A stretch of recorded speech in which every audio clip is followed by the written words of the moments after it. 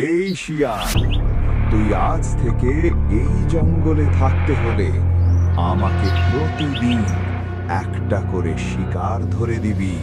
ঠিক আছে বস, আমি এক্ষুনি আপনার জন্য একটা শিকার ধরে নিয়ে আসছি।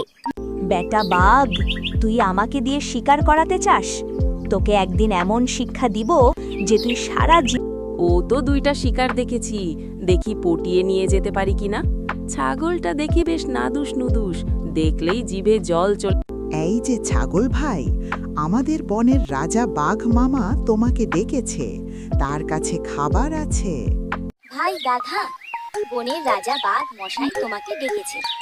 এই বনের সবাই তোমাকে গাধা বলে ডাকে, কেউ তোমাকে সম্মান দেয় না।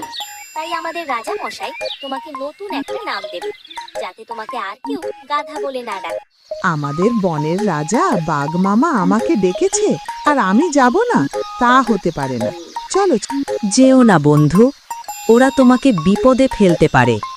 যেও না, যেও না।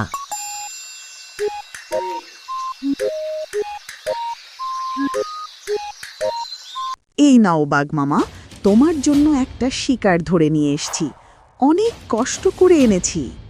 আমি গরু খাই, আর তুই কিনা আমার জন্য গাধা ধরে নিয়ে এসছিস? আজ আমি তোদের 2 জনকেই খেয়ে ফেলবো।